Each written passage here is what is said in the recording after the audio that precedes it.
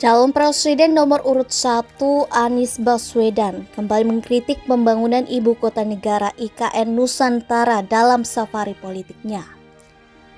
Menurutnya, anggaran pembangunan IKN yang besar tidak digunakan untuk kebutuhan yang mendesak. Saya sering sampaikan ini, kita merasakan sekali betapa anggaran yang begitu besar sering tidak digunakan untuk kebutuhan yang urgen.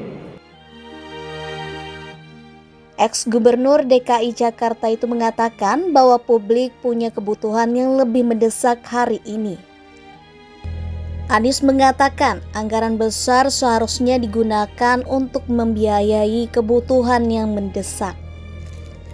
Beberapa di antaranya yakni membangun kota yang saat ini belum berkembang, membuat transportasi umum lebih baik, dan akses air minum yang menjangkau masyarakat lebih luas. Sebelumnya, Anies Baswedan mengkritisi pembangunan IKN yang dibangun pemerintah Presiden Joko Widodo. Menurut Anies, manfaat IKN hanya dirasakan oleh aparat negara, bukan untuk seluruh masyarakat Indonesia. Tapi kalau di sini dirasakan oleh aparat negara yang nanti bekerja untuk negara. Sementara yang kita perlu lakukan adalah negara bekerja untuk rakyat. Dia menjelaskan, saat ini lebih penting bagi Indonesia dalam mencari dukungan internasional untuk membangun fasilitas pendidikan dan kesehatan. Sehingga, Anies mendorong pentingnya Indonesia melakukan kerjasama internasional untuk membangun infrastruktur kebutuhan dasar rakyat. Di sisi lain, Muhaimin Iskandar alias Caimin berkomitmen akan tetap melanjutkan pembangunan IKN jika terpilih pada Pilpres 2024.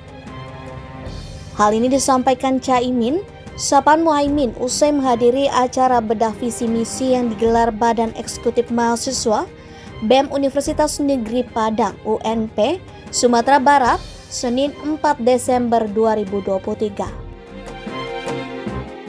IKN ini kan produk undang-undang. Tentu kalau undang-undang harus terus dilaksanakan. Meski akan melanjutkan pembangunan IKN, Caimin mengatakan pihaknya akan mengevaluasi ibu kota pengganti Jakarta itu.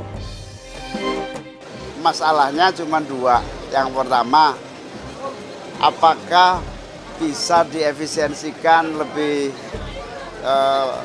baik lagi,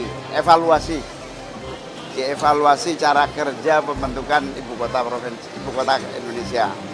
Yang kedua adalah pendekatan pembangunan dan kesiapan anggaran. Itu yang terus akan dievaluasi.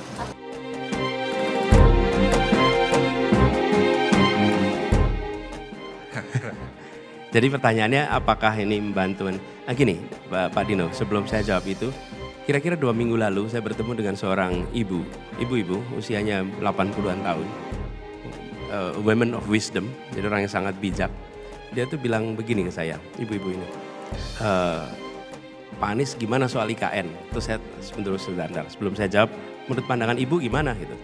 Terus ibu bilang gini, Pak, kalau saya di rumah saya ini, anak-anak saya masih perlu uang buat sekolah, masih harus membiayai kredit motor, masih harus membiayai kebutuhan-kebutuhan rumah tangga, lalu uang saya terbatas. Masa saya ambil kredit untuk bikin rumah baru? Saya masih harus menyelesaikan kebutuhan rumah tangga saya. Dalam situasi begitu, masa saya malah bikin rumah baru? Ini kata beliau. Simpel sekali, tapi itu sama seperti pertanyaan tadi. Dalam situasi kita masih harus menyelesaikan PR-PR yang urgent, nampaknya itu yang harus kita prioritaskan. Jadi kalau saya melihat konteksnya internasional, maka dukungan internasional untuk membangun fasilitas kesehatan yang baik di seluruh Indonesia, dukungan untuk membantu fasilitas pendidikan, fasilitas-fasilitas dasar yang hari ini belum selesai, itu lebih urgent daripada untuk membangun sebuah kota. Karena kalau kita lihat manfaat dari pembangunan fasilitas kesehatan itu akan dirasakan oleh seluruh rakyat Indonesia. Tapi kalau di sini dirasakan oleh aparat negara yang nanti bekerja untuk negara.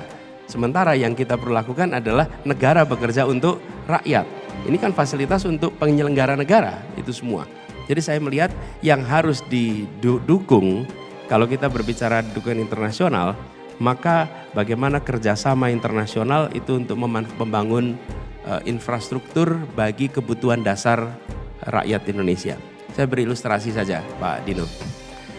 Kota nih, karena kita bangun satu kota. Indonesia diprediksi di tahun 2045 3/4 penduduknya tinggal di perkotaan.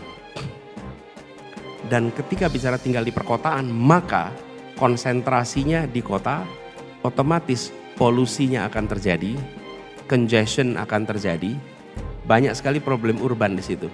Salah satu solusi yang paling penting adalah membangun transportasi umum di kota-kota di Indonesia.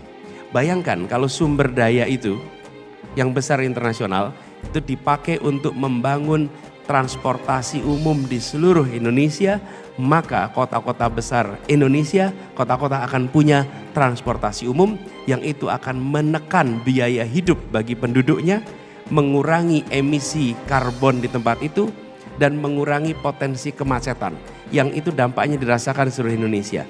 Jadi saya lebih melihat didorong ke sana daripada untuk sebuah kota yang manfaatnya dirasakan oleh penyelenggara negara, bukan dirasakan oleh rakyat Indonesia. IKN itu undang-undang, ya, sudah ditetapkan sebagai undang-undang. Karena itu saya katakan sebagai undang-undang sudah jelas. Sekarang ada sumber daya nih, ada anggaran 400 sekian triliun, mau dipakai untuk apa? Ya, mau dipakai untuk satu titik yang dimanfaatkan oleh pegawai negeri, oleh ASN yang nanti berada di situ apa? Aparat pemerintah. Aparat pemerintah yang berada di situ, orang yang bekerja untuk negara. Di saat rakyat kita hari ini membutuhkan tambahan puskesmas, membutuhkan tambahan sekolah, anak yang putus sekolah karena kurang sekolah masih banyak. Jadi bukan soal IKN-nya, ini anggaran kita mau dipakai untuk apa sekarang? Hari ini kita masih punya PR begitu banyak yang pada waktu sekarang urgen untuk diselesaikan. Guru honorer kita belum diangkat karena katanya anggarannya kurang. Kenapa anggaran itu tidak dipakai untuk mengangkat guru-guru honorer kita sehingga itu bisa menjadi guru? Jadi bukan soal IKN-nya, ini kita punya anggarannya nih, mau diapakan? Kalau anggaran itu tidak diselesaikan, digunakan untuk urusan yang prioritas, okay? Tapi urusan yang simbolik. Ada di sini, kita semua ikut bangga, kita semua ikut bersyukur. Tapi bicara persoalan urgen di negeri ini masih banyak urusan yang harus diselesaikan. Jadi undang-undangnya sudah ada. Tinggal soal kapan kita menuntaskannya, mengikuti kemampuan ekonomi kita. Dan itu yang saya maksud, ada urusan yang urgen. Bagaimana kita menjelaskan pada guru-guru yang tidak diangkat karena kita kekurangan anggaran, pada saat yang sama kita sedang membangun istana untuk dipakai seorang presiden. Gimana menjelaskannya itu? Sulit kita. Jadi sekali lagi bukan soal IKN-nya, ini soal anggarannya nih, mau dikerjakannya kapan, gitu ya. Yang IKN tadi, saya numpang jawab di 1 menit ini. Ketika tujuan membangun kota baru dan ibu kota baru adalah dengan alasan pemerataan, maka itu tidak menghasilkan pemerataan yang baru. Mengapa? Karena itu akan menghasilkan sebuah kota baru yang timpang dengan daerah-daerah yang ada di sekitarnya. Jadi antara tujuan mau memeratakan Indonesia tidak. Kalau mau meratakan Indonesia, maka bangun kota kecil menjadi menengah, kota menengah menjadi besar di seluruh wilayah Indonesia. Bukan hanya membangun satu kota di tengah-tengah hutan. Karena membangun satu kota di tengah hutan itu sesungguhnya menimbulkan ketimpangan yang baru.